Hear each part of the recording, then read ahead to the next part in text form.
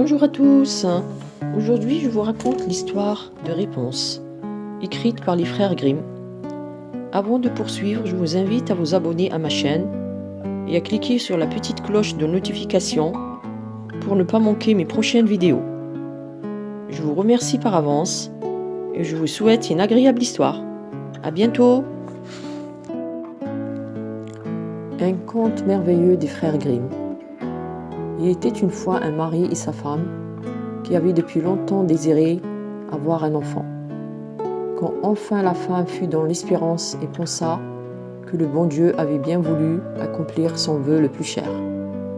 Sur le derrière de leur maison, ils avaient une petite fenêtre qui donnait sur un magnifique jardin où poussaient les plantes et les fleurs les plus belles. Mais il était entouré d'un haut mur et nul n'osait s'aventurer à l'intérieur parce qu'ils appartenaient à une sorcière douée d'un grand pouvoir et que tout le monde craignait. Un jour donc la femme se tenait à cette fenêtre et admirait le jardin en dessous. Elle vit un parterre planté de superbes réponses avec des rosettes de feuilles si vertes et si luisantes, si fraîches et si appétissantes, que l'eau lui en vint à la bouche et qu'elle rêva d'en manger une bonne salade. Cette envie qu'elle en avait ne faisait que croître et grandir de jour en jour, mais comme elle savait aussi qu'elle ne pourrait pas en avoir, elle tomba en mélancolie et commença à dépérir, maigrissant et pâlissant toujours plus. En la voyant si bas, son mari s'inquiéta et lui demanda « Mais que t'arrive-t-il donc, ma chère femme ?»« Ah, lui répondit-elle, je vais mourir si je ne peux pas manger des réponses du jardin de derrière chez nous. » Le mari aimait fort sa femme et pensa « Plutôt que de la laisser mourir, je lui apporterai de ses réponses, quoi qu'il puisse m'en coûter. » Le jour même, après le crépuscule, il escalada le mur du jardin de la sorcière et prit en toute hâte une pleine main de réponses qu'il rapporta à son épouse. La femme s'en prépara immédiatement une salade qu'elle mangea avec une grande avidité, mais c'était si bon et cela lui avait tellement plu que le lendemain, au lieu que son envie fût satisfaite, elle avait triplé. Et pour la calmer, il fallut absolument que son mari retournât encore une fois dans le jardin. Au crépuscule donc, il fit comme la veille, mais quand il sauta du mur dans le jardin, il se figea d'effroi car la sorcière était devant lui. « Quelle audace de t'introduire dans mon jardin comme un voleur !» lui dit-elle avec un regard furibond. « Et de venir me voler mes réponses. Tu vas voir ce qu'il va t'en coûter, hein !»« Oh !» supplia-t-il. « Ne voulez-vous pas user de clémence et préférer miséricorde à justice? Si je le fais, si je me suis décidé à le faire, c'est que j'étais forcée.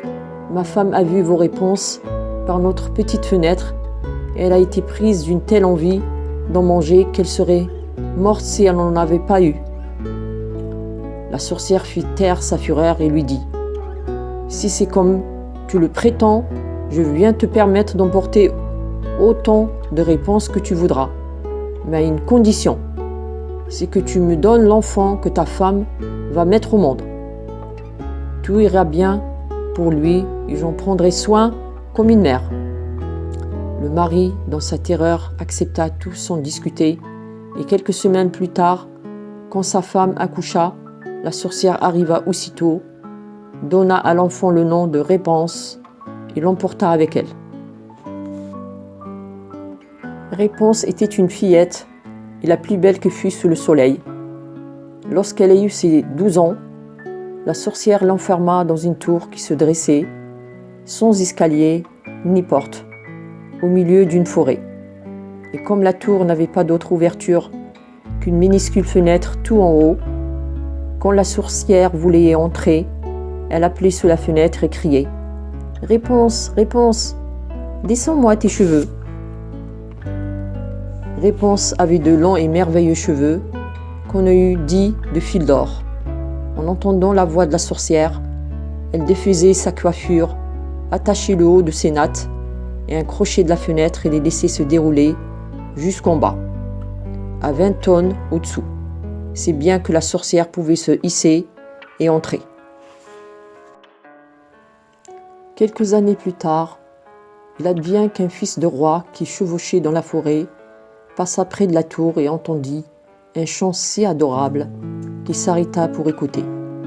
C'était Réponse qui se distrayait de sa solitude en laissant filer sa délicieuse voix. Le fils de roi, qui voulait monter vers elle, chercha la porte de la tour et n'en trouva point. Il tourna bride et rentra chez lui. Mais le chant l'avait si fort bouleversé et ému dans son cœur qu'il ne pouvait plus laisser passer un jour sans chevaucher dans la forêt pour revenir à la tour et écouter. Il était là un jour, caché derrière un arbre, quand il vit arriver une sorcière qui l'entendit appeler sous la fenêtre. « Réponse, Réponse, descends-moi tes cheveux !» Alors Réponse laissa se dérouler ses nattes et la sorcière grimpa. « Si c'est là l'escalier par lequel on monte, je veux aussi tenter ma chance, » se dit-il. Et le lendemain, quand il commença à faire sombre, il alla au pied de la tour et appela. « Réponse, Réponse, descends-moi tes cheveux !» Les nattes se déroulèrent aussitôt et le fils de roi monta. Sur le premier moment, Réponse fut très épouvantée en voyant qu'un homme était entré chez elle. Un homme comme elle n'en avait jamais vu. Mais il se mit à lui parler gentiment et lui raconter combien son cœur avait été touché quand il l'avait entendu chanter et qu'il n'avait plus eu de repos tant qu'il ne l'eût vu en personne.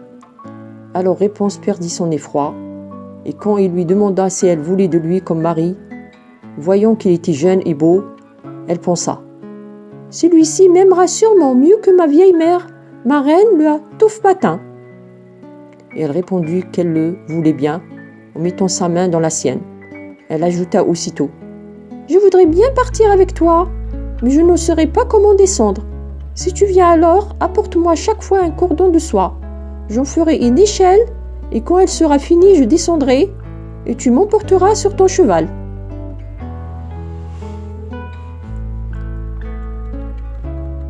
Ils convirent que d'ici là, il viendrait la voir tous les soirs, puisque pendant la journée venait la vieille.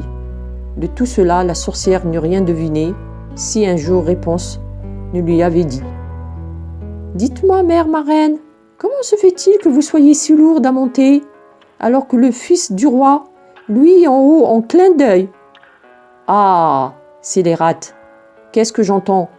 s'exclama la sorcière. « Moi qui croyais t'avoir isolé du monde entier, tu m'as pourtant floué ?»